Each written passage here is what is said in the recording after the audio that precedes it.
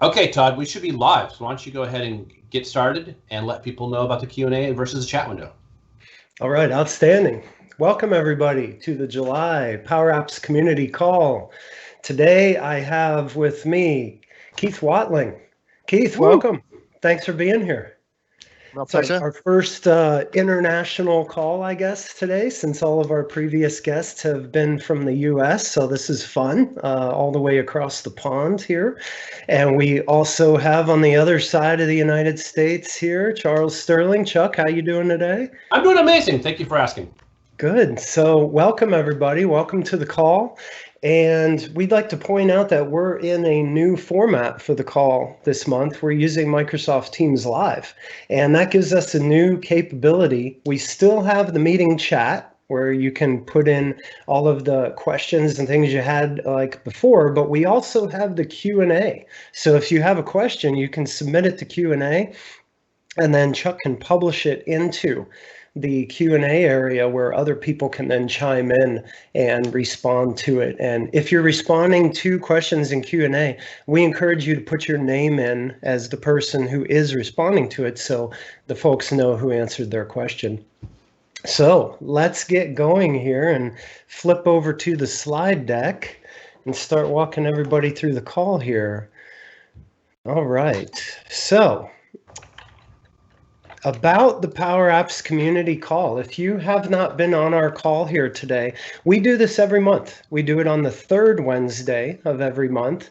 And our next call will be at 8 a.m. Pacific time on August 21st. And in our call every month, we pretty much follow the same format. We do the latest news and community contributions and highlight those things, what's going on in the Power Platform community, especially PowerApps. We meet the product teams behind the PowerApps, and sometimes they come on the show and tell us about the products and the new features they're releasing. And then we do technical deep dives on neat things about PowerApps and things that we hope will help you build better PowerApps for your users and your organization. And that's what we're doing today. We've got Keith here and myself, and we're going to do some technical deep dives on some really neat things that you commonly do inside the Power App.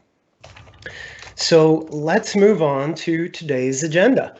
So today's agenda, we'll quickly introduce who is our presenters today, and then Keith and I are going to walk you through these common Power Apps development techniques. And what we mean by this is things you're probably going to do in every Power App you create. Or if you're not doing them, you probably should be doing them. After we walk through those things, then we'll get to that recent news community activities. We'll share our monthly tips about this topic and Power Apps in general. And all along the way, we'll have QA as well. Okay, so that brings us to who's presenting today. And so today's presenters are myself. You can see me there on the left. My name is Todd Baginski. I work for my company named Canvas, where I'm a CTO and partner. I've been a Microsoft MVP for 13 times in a row now, and really excited this time I officially got stamped with the Power Apps MVP. So I'm very thankful and very humbled to be part of this community of such great folks here. Congratulations, Todd. Thank you, Chuck. Appreciate it. And also, you can check me out on my blog. You see the URL there. I have lots of different articles around Power Apps, and I also have a YouTube channel where I share lots of things about Power Apps and the Power Platform as well. And then we have Chuck from Microsoft. And Chuck, why don't you go ahead and introduce yourself as well? I've been at Microsoft for 26 years. I just recently had another anniversary. And I know I've told this joke to Todd a couple times, but I recently heard a statistic about 26-year veterans that 1 out of every 4 26-year veteran is a millionaire. And I know the other 3 of us are bitter about it. Anyways, back to you, Todd. Love having Chuck here with us. Always good laughs, always fun. All right, and Keith, I'll let you go ahead and introduce yourself as well. Yeah, I'm Keith Watling. I'm from the UK. That's why I sound funny. And I work for a company called Arriva. So we do buses and trains and things. And I work for the bit that does the red buses. But I've kind of been addicted to Power Apps for a while now. I help run a couple of user groups. So we've got the Power Addicts Online, and we've got the London UG which I'm part of. So that's great fun. Awesome. Thanks again for being here, Keith. And I've never been to England before, but I've seen all the pictures. Is the red buses, those 2-story buses? Yeah. Nice. They've got a ground floor and a first floor. Yeah. Do you have to pay more for the top floor? Is that like a penthouse ticket? The penthouse, I'll suggest it, man. I mean, it's a good idea. Yeah, right on. Well, maybe when I head over there, we'll get to go on a ride on one of those together sometime. I'd also like to introduce everybody on the call to what we like to call our PowerApps community call chat channel gurus. So these folks know what they're talking about with PowerApps, and they are also gracious enough to donate their time and their expertise to be in the chat channel answering questions that people have throughout the call. So we'd like to say thanks to Brian, Eichel, Daniel, David, and if you'd like to be part of this group and help out other folks, let me know. Shoot me an email or reach out to me on Twitter.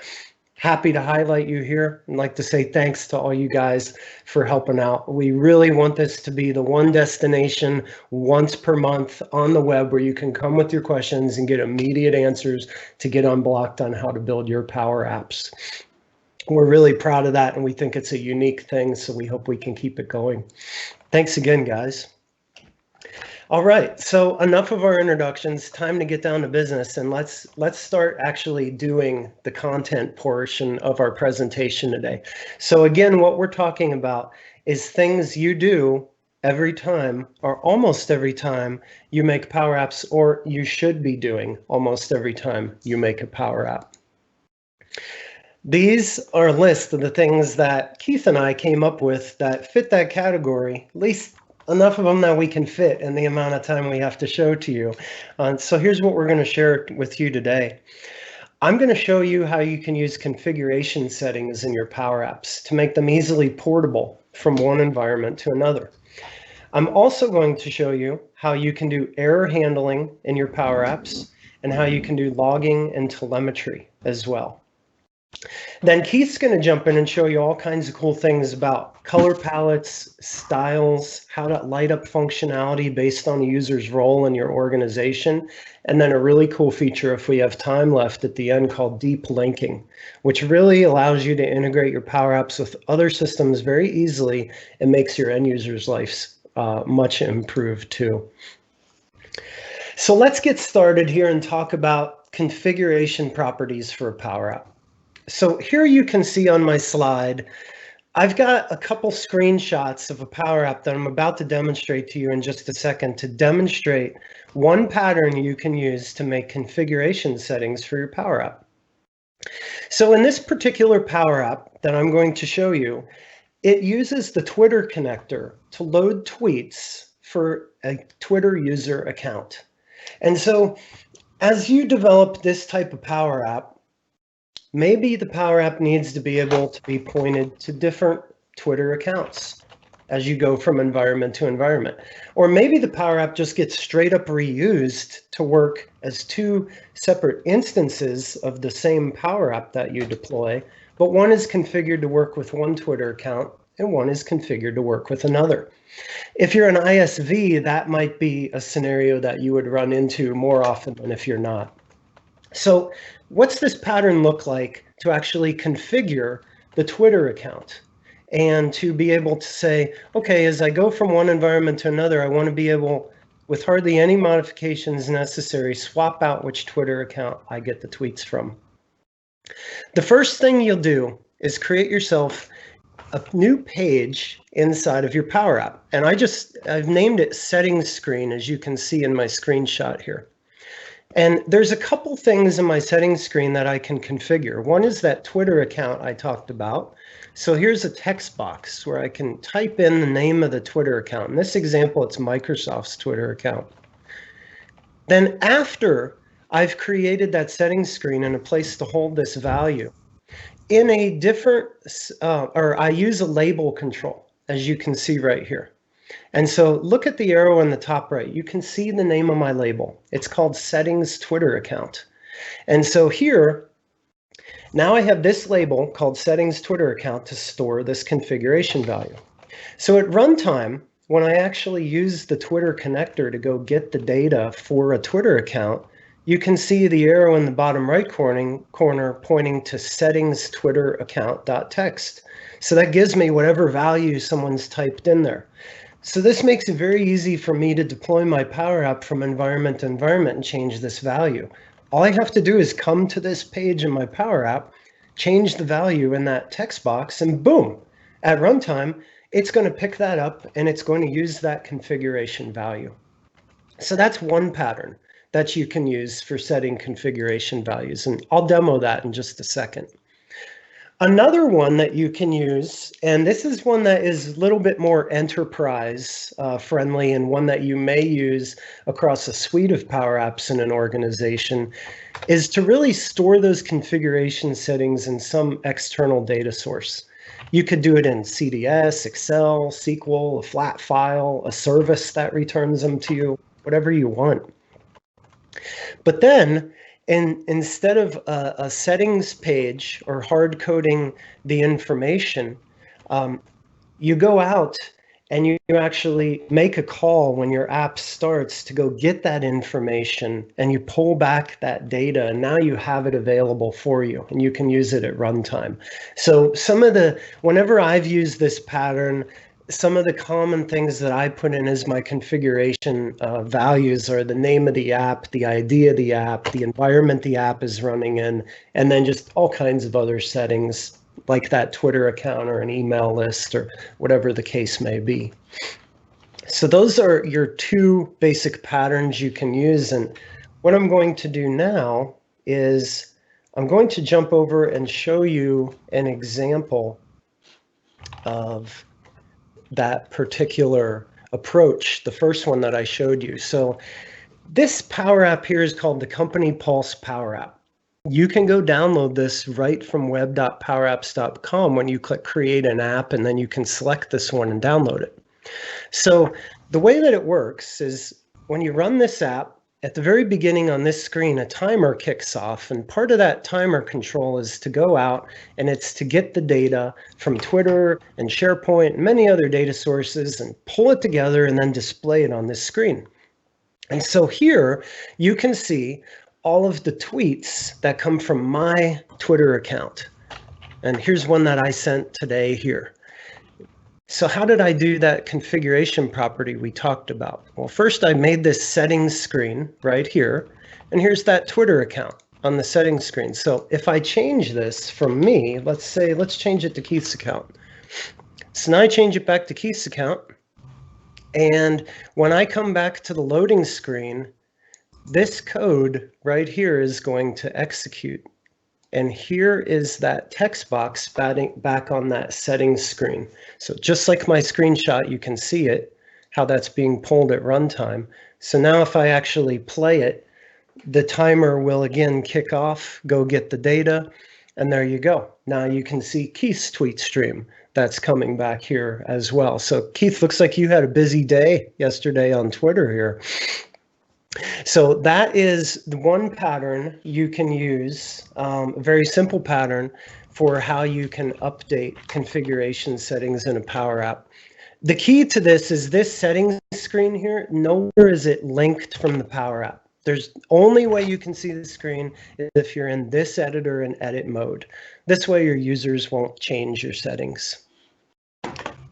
All right, so that is the first common pattern that we wanted to talk about, and the first thing you need to have in every one of your Power Apps, and that is the ability to have configuration settings. So the next thing I'd like to talk about, and one that I recently released some YouTube videos on. So I have a YouTube video on this error handling pattern and the telemetry pattern I'm about to talk about, and they're both very long, because these are very involved patterns. But since I want to make sure Keith has enough time to talk about all his cool stuff today, what I'm going to do is give you like the 50,000 foot view of these patterns so you can understand conceptually how you can implement error handling and telemetry logging for your Power App. Then you can go learn more about it in those YouTube videos that I have if it interests you. So the first thing regarding Power Apps error handling is, how do we create a mechanism such that If an error occurs anywhere inside of our entire Power App, we can handle that error. And so here's the pattern that I've come up with to do this. The first thing I do is I add a toggle control to my Power App somewhere. You could do this on a hidden screen, or you could do this on any screen you want. As long as you hide it and your users don't see it, it's going to work good. Then I set it to disabled for its display mode. This way, the only way the toggle control gets toggled is when its default value you see down here in number 2 changes. So if the default value for the toggle control and the variable it's tied to changes at any point, what will happen is this on check will fire. And that allows me to run any code I want at any time to process my error. So what I'm essentially doing is giving myself one single location in the Power App to run code anytime an error occurs on any page in my Power App. I've seen people implement error handling before in Power Apps, but they've done it on an every single page or every single function basis. And it can become a little bit overwhelming to write that code over and over and over in your Power App. With this approach, you can do it a little bit more generically, where you only have to write your error handling code in one spot. So I'm going to get into a little demo on that in a second, but before I do, because this goes hand in hand with it, I want to talk about the logging and telemetry patterns you could use in a Power App as well. Hey, so Todd, before you get in, did you want to take one question that actually has to do with what you're just talking about? Sure. Is the setting saved only for the current session user or for all the users in all the sessions? In the example that I showed, it will be for all users in all sessions, because it's actually saved inside of the Power App. As long as you save the setting and then publish it, every user will pick up on it. If you need them per user, then a better idea would be to go for that external data source where you store them, and you could do them individually for folks that way. That's a good question. Yeah. All right. So we just talked about an error handling pattern, which I'll show you in just a second, but let's also talk about the logging and telemetry patterns that I've come up with. And there may be more patterns you could use as well, but these are some patterns I've come up with on how we do this in Power Apps we create. So let's say you did get an error, right? Well, you need to log that somewhere. You need to be able to have telemetry about your Power App to see, are errors occurring? How can I troubleshoot them? What is my usage on the Power App? What are people doing that's actually leading up to the error occurring? If you know those things, just like any computer program you write, you can more easily troubleshoot and fine tune and rectify those scenarios if bad things happen. So here's a couple patterns that I've come up with.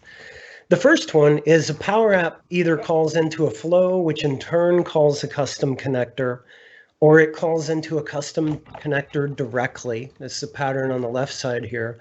And then the custom connector is basically going to bridge my call into Azure functions that I've created, one to track events, one to track exceptions, and another one actually track page views. All three of these different pieces here are actually just invoking the Application Insights SDK. So if you haven't used Application Insights, which you can see is where my logging and telemetry actually lands, I'll show it to you here in just a second. But Application Insights is essentially a great place inside of Azure designed to take in this type of data and to allow you to troubleshoot and instrument your applications.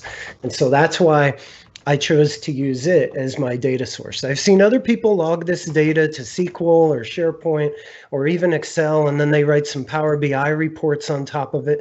Hey, that's fine too. I just didn't want to get into the report writing and the data management of holding the errors.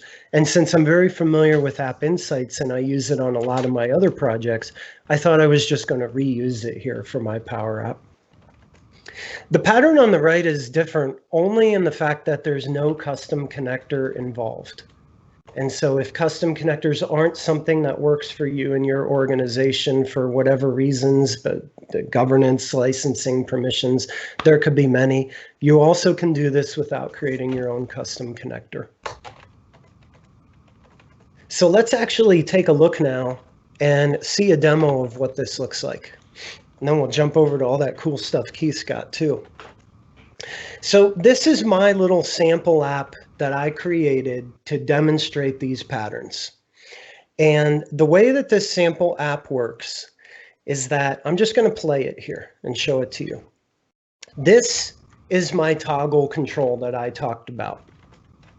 This is a button that's going to create an error, which will cause this toggle control to say there's an error. And when I clear it, the toggle control will go away. And anytime that an error occurs, the code in the toggle control is actually going to populate a collection bound to this gallery right here. And we'll see it works across different pages. So let's just kick it off and run it. So pretend an error occurred. Uh-oh, maybe I tried to go get some data and it didn't work. And I found that out by counting the items that came back in the collection, and I found out they were 0. So in this case, I just made this error myself, and I said the error came from the home screen. Here's an error code I assigned it, and an error text message I assigned it. And now I can clear that error out. It's gone. It's gone out of my error collection. I can go over to screen 2. Remember I talked about, I want one way to do this no matter where I'm at in my Power App. This gallery is bound to the same exact collection that we had before. Before I click it, let's go back and look no error. See how no error is found? But if I go to screen 2 and I create the error, oh, there it is. I created the error, I added it to my collection. And now back on the home screen, we can see, yeah, it knows an error occurred. And again, I have it here in my collection. So if we start looking at the code that actually does this quickly, we can see inside of our onCheck event, anytime this global error occurred is true, I'm going to create a new collection of errors, and I'm going to add in those 3 values you saw bound to the gallery. I'll get back to what the rest of this does in just a second. So that's how I'm handling my error. And so how did I create the error? Just for example's sake, well, that was right here. When I clicked to this button, the first thing I did is I set that variable equal to true. And then I set my screen variable. Where did it occur? Well, this comes with PowerApps. app.activescreen.name will tell you where you're running right now. Then here's the error code and the text I made. So for all of these items here, just imagine you just ran code in your Power App. Something happened unexpectedly. Now all you have to do is set the global error code to true. If you want, pass in the screen, assign an error code. Perhaps the error code in the text here would actually come from whatever source you tried to invoke if it does return that information. And then you can bubble it straight up to where you want to do your handling.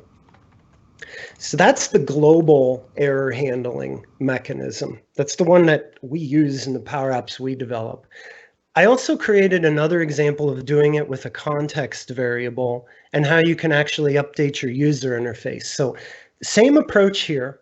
This toggle control up here in the top right, it's just reacting to the context variable I'm setting to represent an error. So here I create one, and not only do I throw an error, but I have my control in the top here react to that context variable. And now you can see that it indicates an error has occurred. Whereas if I handle the error and clear it, it's all good. There's no problems here. So again, it's just the same exact pattern I used, but in this case, I'm using a context variable. And then my toggle control is reacting to that context variable to handle what's going on. And then again, up in the top here, if we look at some of the properties of these controls, you can see that this check is visible as long as that context variable is false for that error occurred. So that's the high level of how this works. And like I said, I dig deeper in on my YouTube video and show you every single method and property I set related to these. So now we have an error handling pattern. Let's do something with it. Let's make this useful and figure out how to log it. And so I have this little control down here to turn on Send to Application Insights. And Send to Application Insights is going to use these different keys here because I'm demonstrating in this app how to use a custom connector to write to App Insights with this App Insights instance.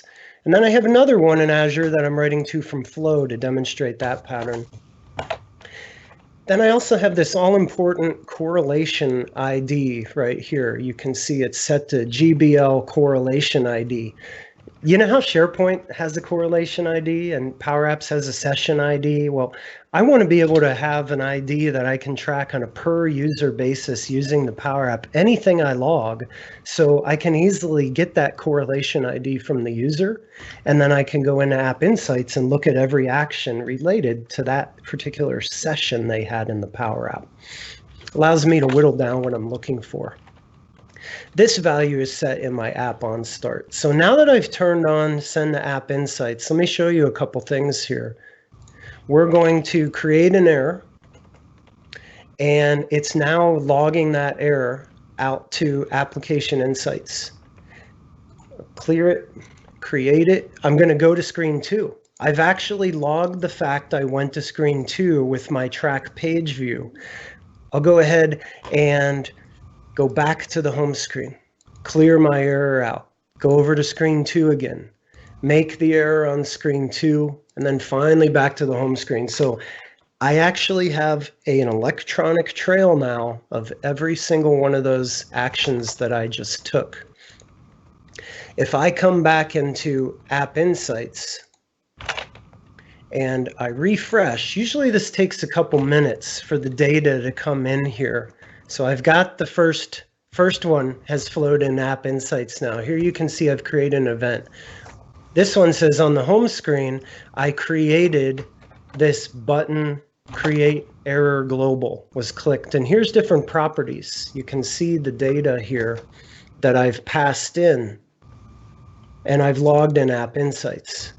This is very, very handy stuff. So now if I refresh again here, I should be able to see many more of these events coming through. They do lag a little bit. They take 2 or 3 minutes to get in here. But as you can see, if we look at the ones I did yesterday, I've got the page views of I went to the home screen. I went to screen 2. I got an exception on screen 2, etc. Got full telemetry about my app here. And now more is starting to show up. Here's that exception on the home screen and so on and so forth. And look at how much data you can capture here. This is an outstanding. I can say, here's when it occurred. Here's the screen it occurred on and what my message was. This exception type comes out of some code I wrote to create a custom exception handler for this. I've got my correlation ID. I've got which environment I'm running in, the Power App, the user who did it, and the user code. Hopefully, Hey, Todd, we actually have a question about how does that data get in here? I think you showed it, but I was actually answering questions. But a question in the Q&A panel says, how the stuff that we're looking at, Application Insights, how did it get there? How did it get there? No, that's perfect. I love the segue. I should do Sports Center with whoever asked that question. Because I'm about to show you. I don't know if it's Mr. Anonymous or Mrs. Anonymous, but it's anonymous. All right. So here's how that got in there. When in our error handling code here, we've seen how the if global error occurred was true, we're going to do stuff. And so one of the things I'm going to check for is toggle app insights value.true. If I make this go up a little bit, we can see that that's this toggle. If I set that to on to send app insights, what I'm going to do then is I'm going to use this custom connector.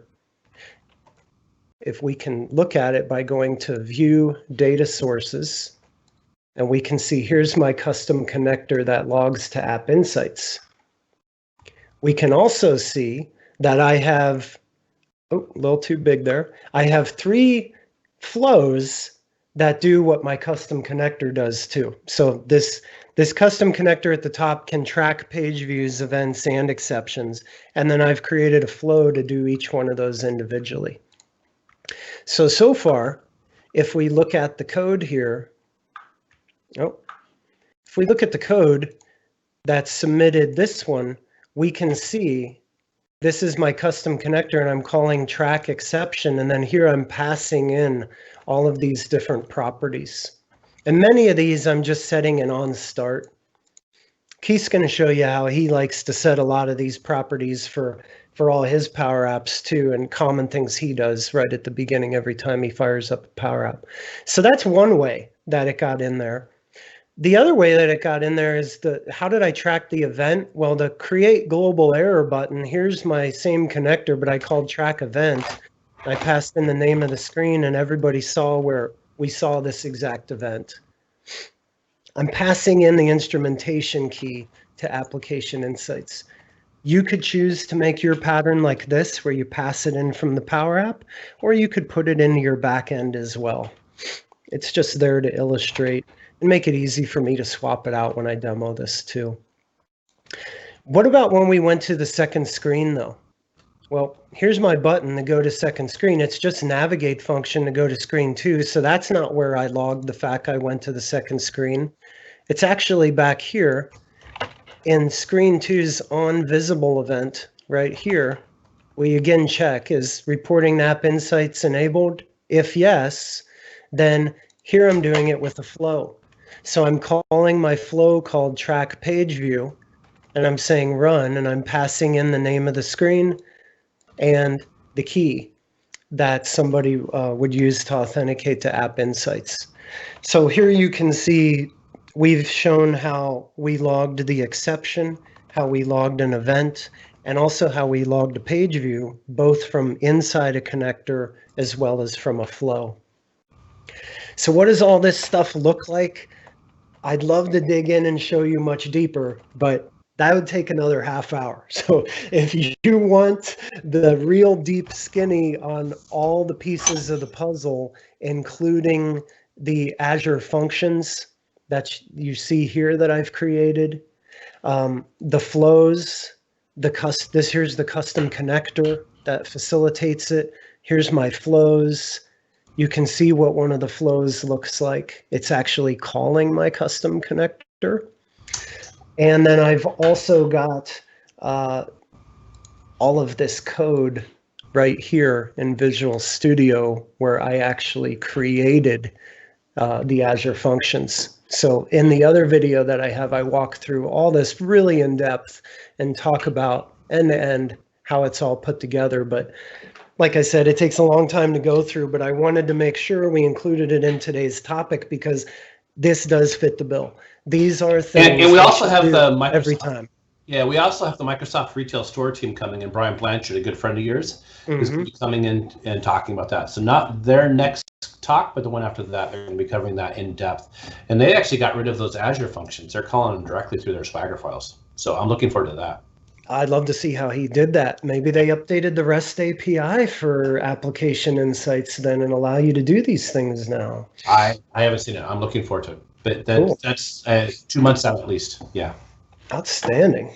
I was just impressed that there was no thinking dots, and that's I think that's the real win here, is that there didn't appear to be any impact to the user having that telemetry sent off. It was just like there was nothing. There wasn't even one little dot appeared. So that's sensational.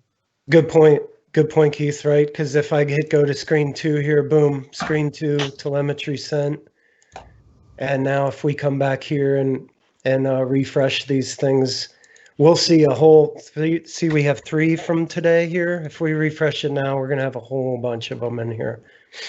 And as we move over to sort of like as enterprises adopting Power Apps at scale, it seems at the moment, you know, we've got the DevOps stuff that came in the other day, and this is all part of it. You know, this is what they want to know. And I, you know, if I'm making these damn apps, I want to know this stuff. I need to know this feedback. Otherwise, I'm going to be, you know, getting woken up at 5 o'clock in the morning when it all breaks. So, if it all breaks, not that it does with Power Apps, fingers crossed. No doubt, no doubt. Yeah, it makes it, and let's be honest, right? It's difficult to debug a Power App sometimes, especially if one user is encountering a scenario other users aren't.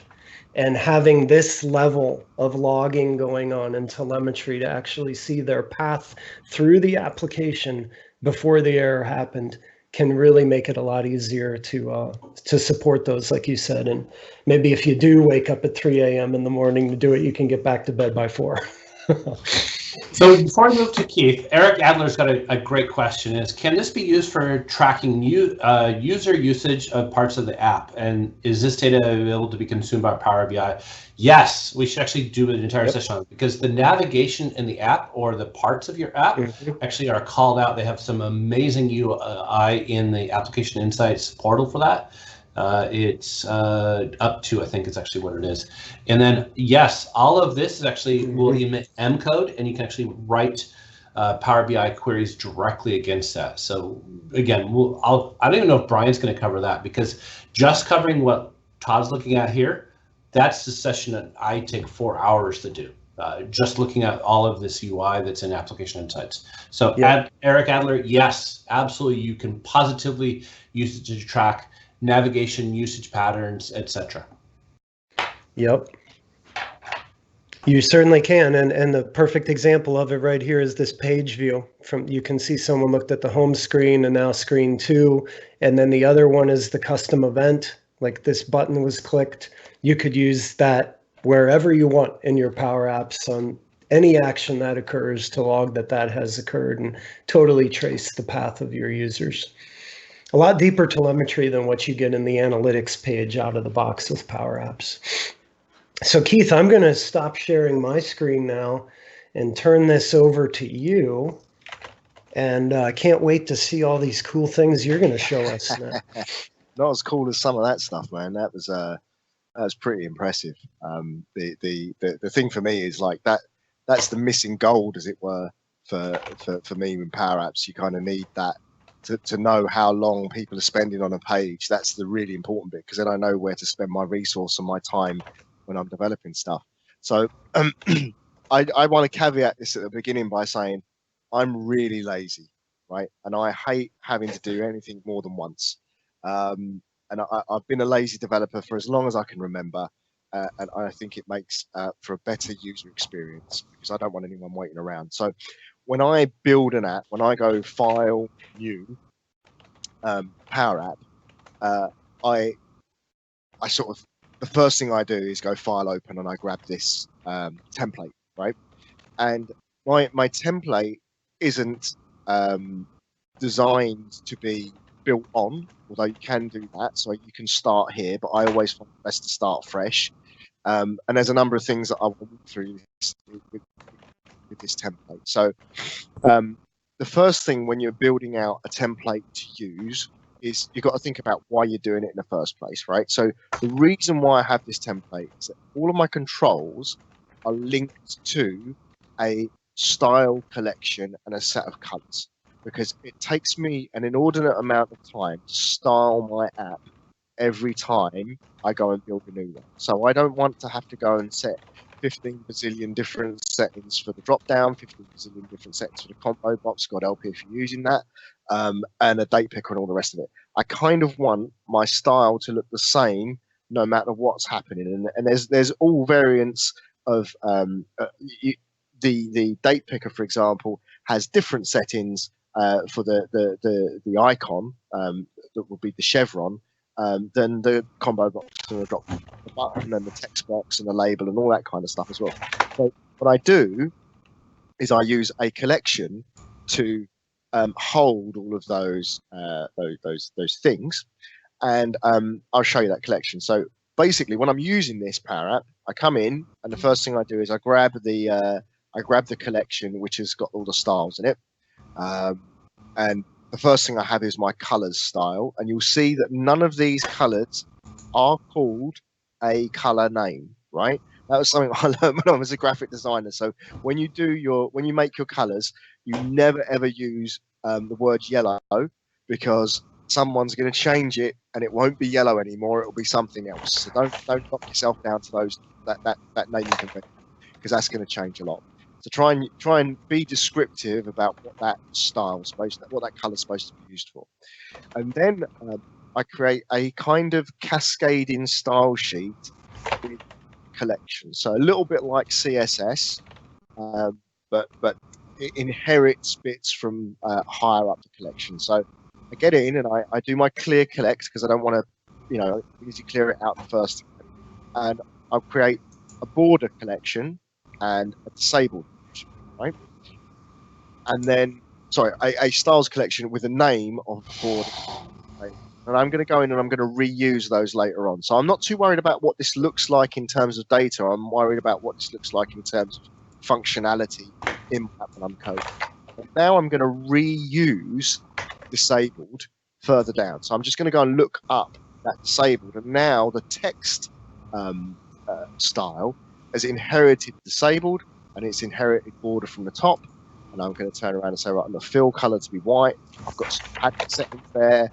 And I can inherit padding as well. It's just I want. There's two very specific ones I want. One for a control, one for the text, and so on and so forth. And it goes down and so on and so forth.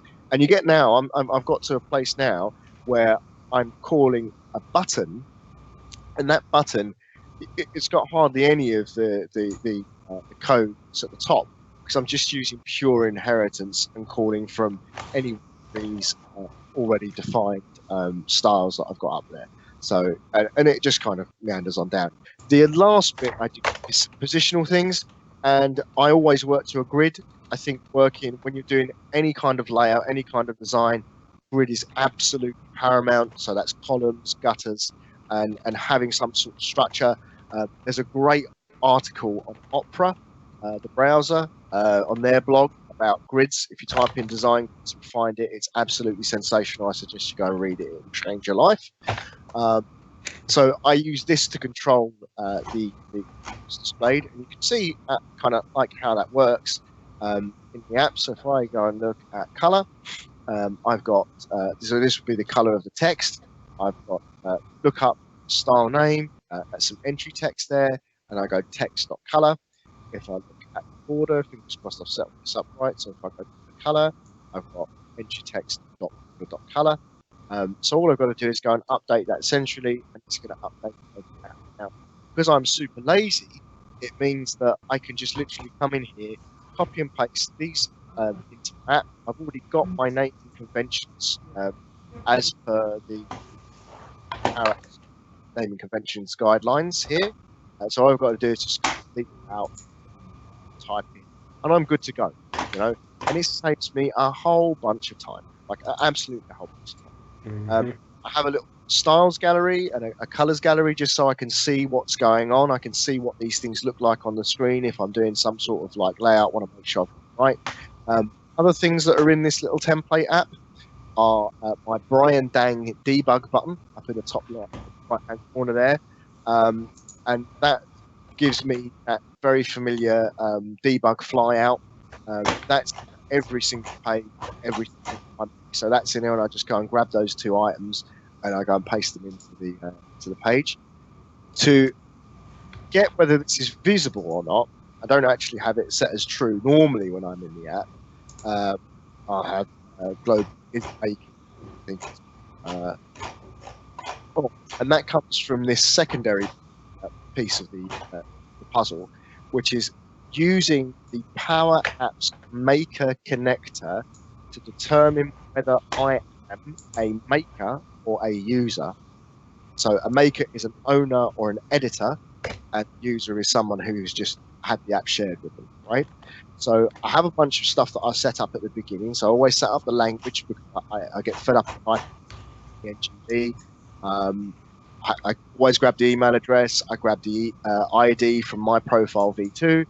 I they have photo or not, because I find that I'm always doing this, and I'm doing this on visible rather than on app start because it's going to make the app more performant. And it's all wrapped in a concurrent function, of course, as you expect. Then I've got the really interesting bit, which is I go grab the collection from PowerApps for Makers, grab the role assignment, and you put your app ID, paste your app ID in there. And all I'm interested in is the email address and the role, so I can turn around and say, right, is this user's email address? Are they a maker or an editor? If they're a or an editor. I set that to true. I set that to that they are a maker. Great. Okay, so now I can switch bits on in the app so I can have my debug telemetry. So if you're looking at Todd's app, his global debug, you don't want the user to see that. When you're debugging the app, it's you're definitely. And I also get the feedback as well of all the makers and the editors, and I create little global attached to it, which is saying this is the email of the owner, these are the editors. So if there is a catastrophic error, like going back to Todd, if something is really, I can just straight email and say, hey Keith, this thing's not working properly. You need to get on it. Wake up, in the morning, come fix your app. So that's my kind of contribution to all this madness of getting things done in a timely fashion. And I think when you go to build out an app and you've got like a whole bunch of text boxes on screen, a whole bunch of drop downs on screen, a whole bunch of everything, and then you're going to go and make it look pretty. Shane Young's always telling us, your job is to make our apps look pretty. Shane goes and kind of deals with all of that really difficult technical stuff, gets that out of the way with, then it's time to make the app good. And you'll find that can take a really long time, sometimes longer than the technical. So this massively speeds that up by centralizing the processes. Come back here to this template area and copy and paste the stuff into your app. You've got to have that ability to do that. So you can either work from the template or have the template open with another browser window and copy and paste stuff into your app as you wish. That's an outstanding approach, Keith. It reminds me of some things I actually used to do with web parts 10, 12 years ago in SharePoint, before there was tooling to create them as well. I'm curious, how long did it take you to create this template app that you have? So to build out the collection, and the collection takes a little bit of time because you kind of got to think about the inheritances. But once you've done that, or you can just copy and use mine, it's not long. It's probably about 3 hours in total. And I think I've got that back like 20, 30 times over. I mean, this thing saves me, in the course of the last couple of years, this thing saved me a whole bunch. A whole bunch. All right, the PowerApps Makers thing's a bit new, but I've been using something very, very similar to this for a very, very long time. Since Mehdi kind of demonstrated it, and even then before that, you would always find some collection at the beginning of the app with the styles in it. Now, I want to just make a very quick point. So, why am I not using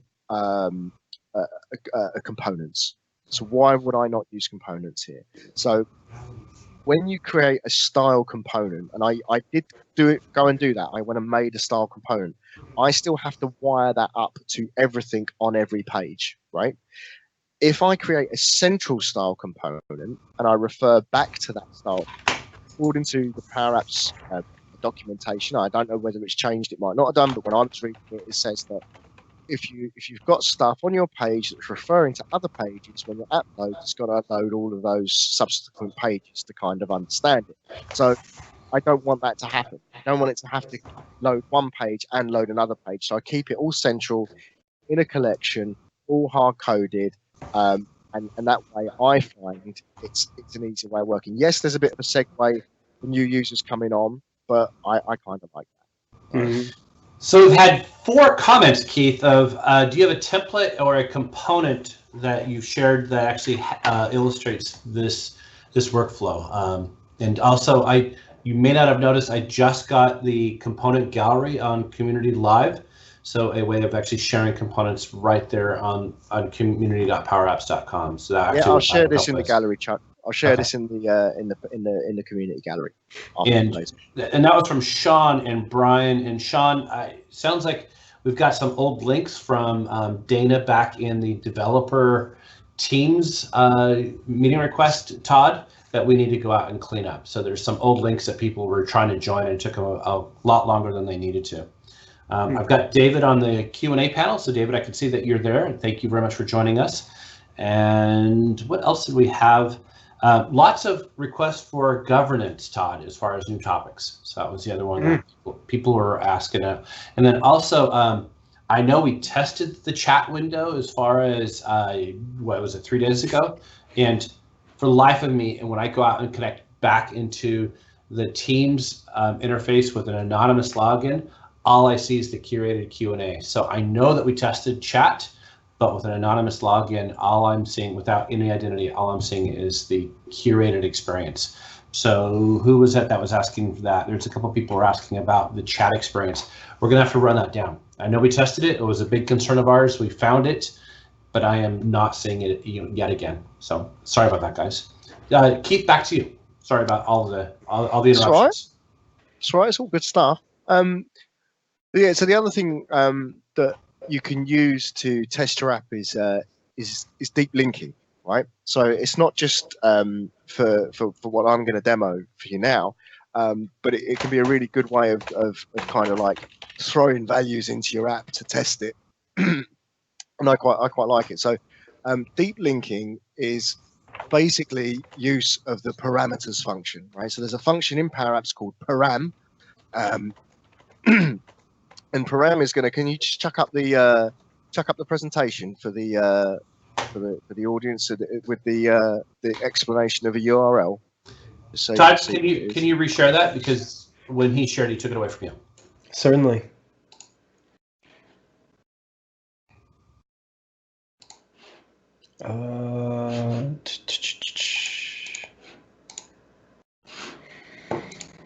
There you go. This one, Keith? Let's have a look. That's the one. Yeah. There you go. So the param function is literally param, open parenthesis, and then you're looking for the name of, you're going to set a what that parameter returns based on this piece of the URL, right? So if you look at a URL, you've got the web address bit at the beginning, then you've got a folder, and then you've got, like, quite often you have this little question mark, right? And that's where you put your queries in. And param is going to read those queries and look for a query called, like, say, for example, first name, right? So that's the keyword, and then the value would be Chuck, and then surname, Sterling, likes, fishes, and Power Platform, and that kind of stuff. So there's a couple of gotchas with parameters, and we'll cover those in a minute. So I'll kind of show you what I mean. So I've not opened this app, and just quickly share my screen. Go on. So it's just like a web app, right, Keith? It's query string parameters, absolutely. And just like a web page, your Power App can read those things and say, hey, what's the value associated with those? Mm-hmm. Is there a limit to the number of parameters you can use, Keith? I've never run into one, but I've only tried 2 or 3 before. Now it's good you should ask that. So there is, because I try to throw a whole bunch of parameters at like a whole bunch of records through it, and I ran into a text limit on the length of a web address, which I think was about 4,000 characters or 400 something like that.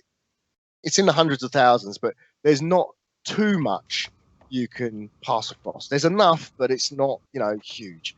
I got you. So the limit is on the number of characters in the parameters, not how many parameters you have.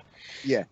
So okay. I think you can have plenty of parameters, but you can't have like oodles and oodles and oodles of data going across. So you have to be a little bit cute with what you send, right? So my little demo, I suppose, is if I'm running a school, and I've got a video on this on my YouTube channel. If I'm running a school, the chances are I'm in Excel, right? Like and most of the business I know, they're drowning in Excel, right? So I want a way. I need to build a load of PowerApps. Like, everyone needs to build a load of PowerApps, but that takes time, and there's probably a load of processes that need to be turned into PowerApps, and they can't all be done at once. So how can I take some of the Excel that's currently being used and throw that into a PowerApp to make these things start talking to one another and make that integration? So if we look at Nick Rock Jr., right, I can literally just kind of go, with a macro. Hey Keith, right now I'm yes. seeing the Oh, can you not see? PowerApps. Are you seeing the PowerApps? Are you right? And I'm seeing a loading for Happy School. Oh, right. Let's share the entire desktop, shall we? Sorry, Todd. No problem. That was bad. There we go. Should be better. Right. Yes. So I've got my Excel file, traditional Excel file. Got a list of people, and I'm just going to right click on a cell. I've got a macro that's literally going to throw this data. So Nick Rotten Jr. is sick today on the 17th. And so, we're not going to expel him. We'll make an absence report. And you can see at the top here, look, there's the first name, Nick, surname, Rotten, and this is the plus bit. That plus is a space, and you've either got to go and do some encoding in what you write this URL with, but if you put a space in there, it will just kind of like Excel kind of turns that into a plus, or something turns that into a plus. I don't know what, but you've got to then go and fish that out. But I've now got that data from Excel into a freshly loaded Power App, right? So that could be anything, any webhook you like, right? So what does that look like in terms of an app? So here's the Happy School app, and I've got my Brian Dang debug button, and I can. So what I do is to test things out, I can kind of like set my parameters to a bunch of predefined ones. If I want to look at what happens when the app starts, I don't remember if this is on app start. No, it's not. It's on app. It's on visible. There we go. Right. So there's two things here. So it's looking and turning around and saying, is there a parameter called record in there? Okay, right. We'll come back to that in a minute. But this is the bit that takes the brand new data and says like first name, surname. These are creating global variables, and this was when I was back in the days of trying to learn Python. That's why all the global variables are capitalized and not following the current naming convention. Naughty me for not changing them. And I'm looking for a parameter which is first name. I've got a substitute function wrapped around it because I know it's a text field, so there can be spaces in there, and I just want to replace all of those with a space. And I've got a date field here as well. And I want to make sure that that's formatted the way that I expect for PowerApps as well. So those are the kind of things you need to do with the param function. If you've got stuff that you know is okay, like the school ID, which is a set field, you don't need to do any of that filtering, but it's always good to test. This, on the other hand, this record, so now I'm posting a record ID. So that could be a GUID from the Common Data Service, could be a primary key from from SQL, or it could be an ID from SharePoint, right? So if it finds that first, it will go and look up that record. Now, what this is great for is if you've got a flow, you're turning around and saying, I've got an approval report for, I don't know, buying a new laptop. Why do I have to go all the way through the blasted Power App to get to the bit that I need to change for that approval? So with this, you can pass this to your Power App directly in your link from your flow, and you can go directly to that place in the app by passing in some parameters to say, hey, bypass the login screen. We know who it is. Bypass that thing. They're not trying to order a new laptop. They're actually trying to do this approval bit, and they need to change this very specific thing. So you're making life simpler for your users by doing this little funny. And that's how simple it is, just param. I mean, for that level of functionality, to have such a small, compact function is absolutely fantastic. So I love it. I love it too. And you know what else I love about it? Look how simple that is. That's ridiculous. One little param function and you're off to the races. Now, what about launching these, Keith, in a web browser versus the PowerApps native client? Anything to be aware of there with parameters? Oh, I mean, most of these I've used have been information workers, so they've been desktop workers. I've not actually done it with the PowerApps client yet, the app client. Almost all of this has been done with people sitting at a desk, launching it from another thing. I would be very interested to see how that worked, Todd, to be fair. Yeah, that's not something I've tested before. I imagine it would work the same, though, because if you have the PowerApps client player installed on a device, Yep. It detects that you've clicked a URL to go to one on the web, and it will load it in the device instead. Yeah. Yep. That's what I'm thinking. And you know, PowerApps loves easy, like it loves simple. So No doubt I expect about it. I expect it works. You know. So when you've implemented this, like you talked about in the workflow before, that previously someone had to open a Power App, click through 4 or 5 buttons to get to the point where they're ready to take the action they want to take. And you changed it with this approach, so they open the Power App and all they have to do is click the button. They're right there. What kind of feedback do you get from your users on that? Well, they love it. I mean, what you know, it's the kind of expected functionality that you have with computing. You know, these things are supposed to make your life simpler. And I hate, I loathe and despise computers. Every time I go Control Alt Delete and I look at the task manager, it says idle. And why is it sitting there idle where I'm working my socks off? You know, how dare you sit there doing nothing all day long? So, like, this thing's is sweating the asset. You know, I've gone to the trouble of making a Power App. I'm doing it to save time. So, like, I need it to save time, and this enables me to do that.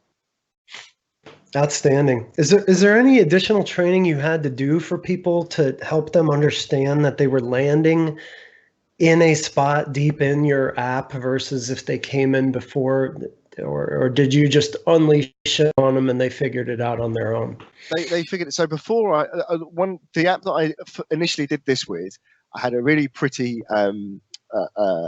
report that came out of Flow with all the approvals on it, and I wanted them to be able to click on that approval record and go and view it. They wanted to go and look at it, and it opened up a SharePoint list Power App that was embedded in that version of it, and that meant that I had to have kind of like to take them to that SharePoint linked item, right? So it was looking at the SharePoint linked item, and I thought, you know what, this is not a great experience.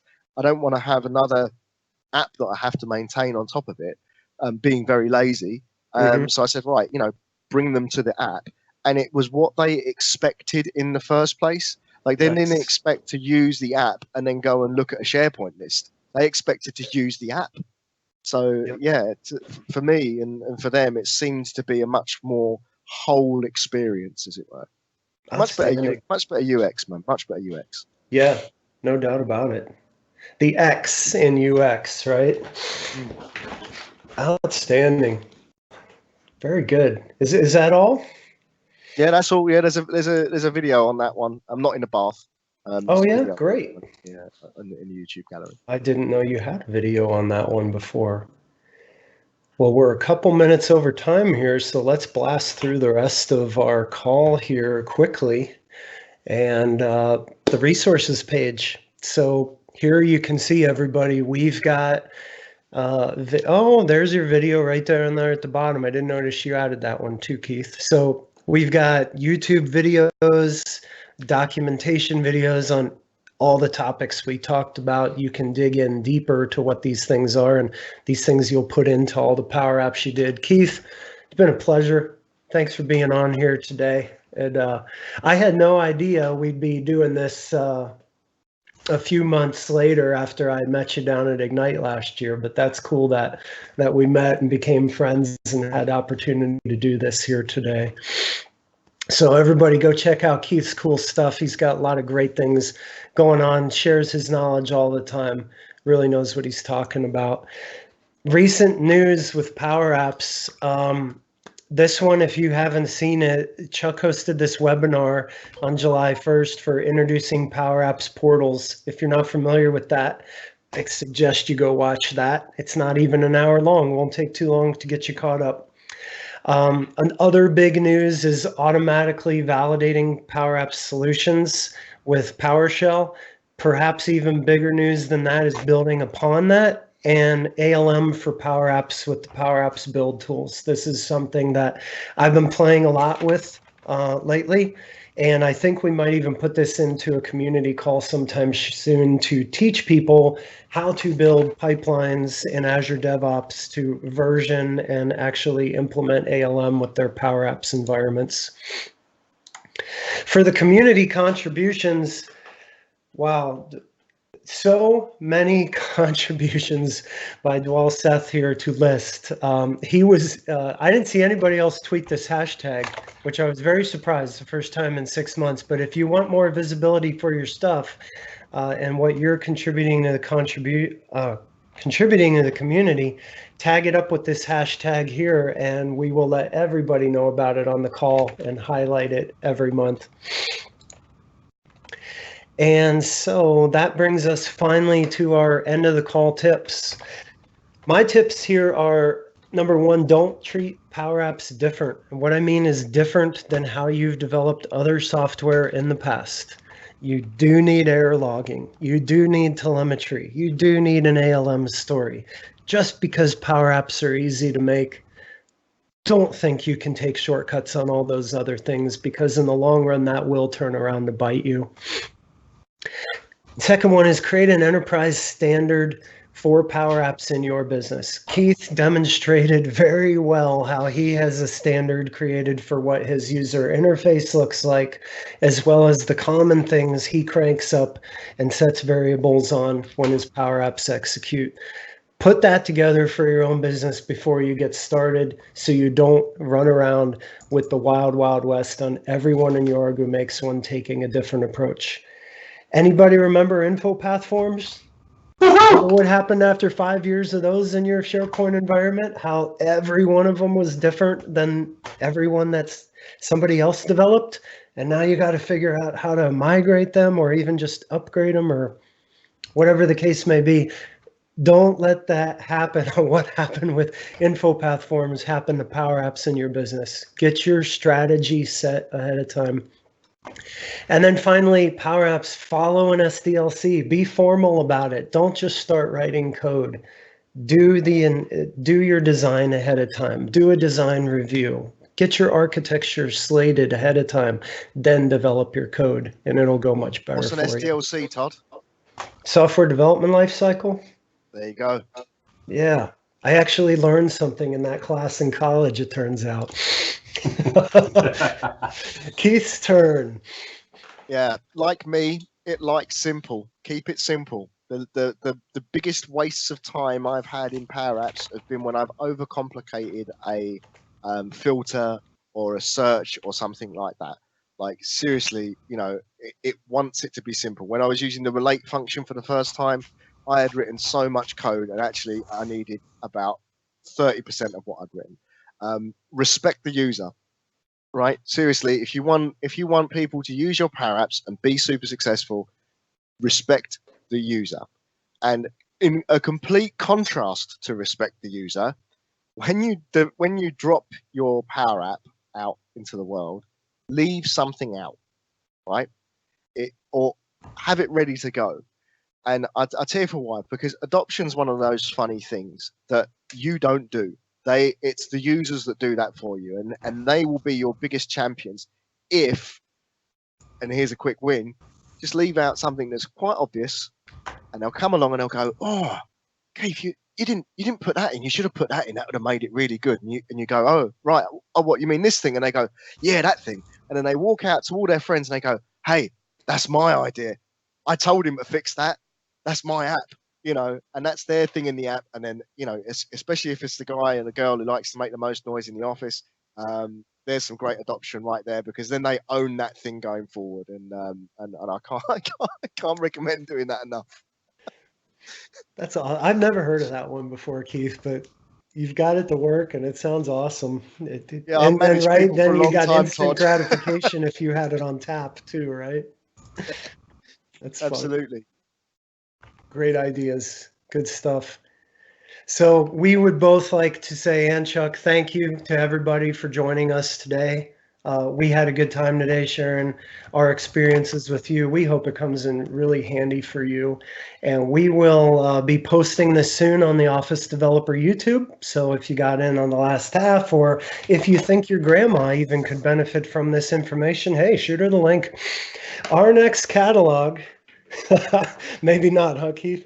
Our next community call is August 21st at 8 a.m. and we will see you all again then. Thanks again, everybody. We hope you have a wonderful day. See you next time. Thanks, Todd.